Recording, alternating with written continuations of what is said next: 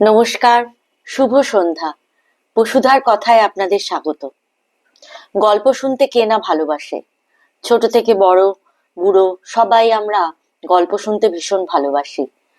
আর গল্প এমন একটি মাধ্যম যার মাধ্যমে খুব সহজেই লোক শিক্ষা দেওয়া যায়, এবং সেই লোক শিক্ষার একদম জনক আমরা বলতে পারি যে আমাদের প্রাচীনকালের যত গল্প রয়েছে, মুনি ঋষিদের গল্প বা ধরুন রামায়ণ মহাভারতের গল্প, সেগুলো কিন্তু বহু সময় আমরা ছোটবেলায় মা ঠাকুমাদের মুখে শুনেছি বা বড়দের মুখে শুনেছি, এবং শুনে শুনেও কিন্তু আমরা প্রচুর গল্প এবং জীবনের নানা উপদেশ কিন্তু ওই গল্প থেকেই আমরা শিখেছি। তো শ্রীরামকৃষ্ণ দেবেরও গোটা কথামৃত যদি আমরা কখনো লক্ষ্য করে দেখি বা পড়ি, তো দেখবো যে বহু জায়গায় উনি জীবনের অনেক কঠিন তত্ত্বকে খুব সহজ সহজ উদাহরণের মাধ্যমে এবং গল্পের মাধ্যমে বুঝিয়েছেন।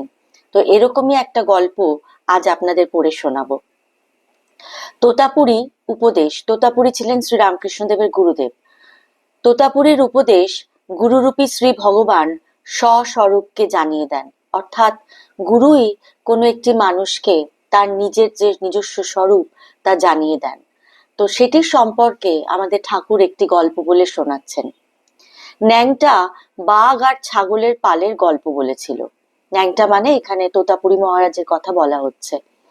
একটা বাঘিনী ছাগলের পাল আক্রমণ করেছিল। একটা ব্যাধ দূর থেকে দেখে ওকে মেরে ফেললে। ওর পেটে ছানা ছিল, সেটা প্রসব হয়ে গেল। সেই ছানাটা ছাগলের সঙ্গে বড় হতে লাগলো।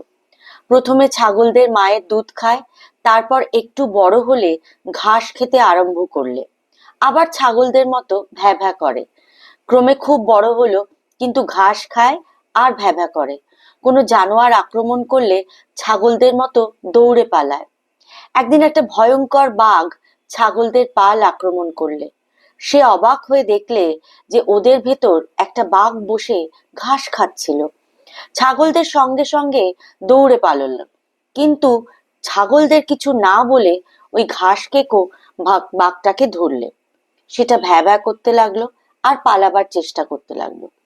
তখন সে তাকে একটা জলের ধারে টেনে নিয়ে গেল আর বললে, এই জলের ভিতর তোর মুখ দেখ, দেখ আমারও যেমন হাড়ির মতো মুখ, তোরও তেমনি।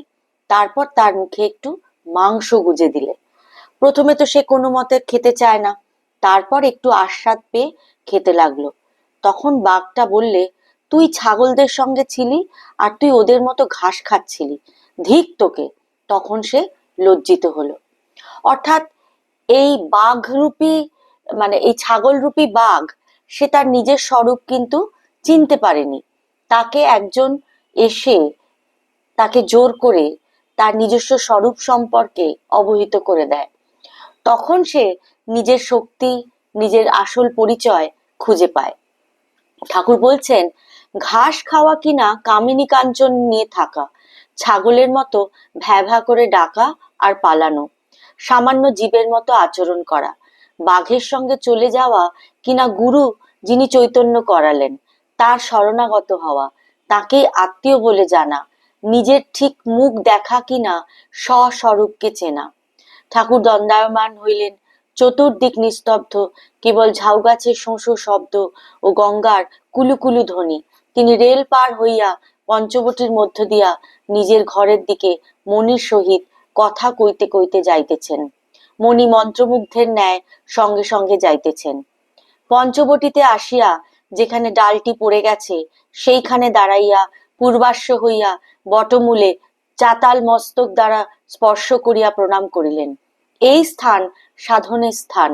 এখানে কত ব্যাকুল হইয়া ক্রন্দন, কত ঈশ্বরীয় রূপ দর্শন আর মার সঙ্গে কত কথা হইয়াছে। তাই কি ঠাকুর এখানে যখন আসেন তখন প্রণাম করেন? বকুলতলা হইয়া নহবতের কাছে আসিয়াছেন মণির সঙ্গে। নহবতের কাছে আসিয়া হাজরাকে দেখিলেন। ঠাকুর তাহাকে বলিতেছেন, বেশি খেও না আর সূচিবাই ছেড়ে দাও। যাদের সূচিবাই তাদের জ্ঞান হয় না। আচার যতটুকু দরকার ততটুকু করবে, বেশি বাড়াবাড়ি করো না।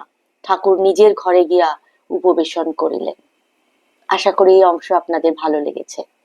সবাই ভালো থাকবেন, সবাইকে ভালো রাখবেন, আনন্দে থাকবেন, নিজের প্রতি সৎ থাকবেন।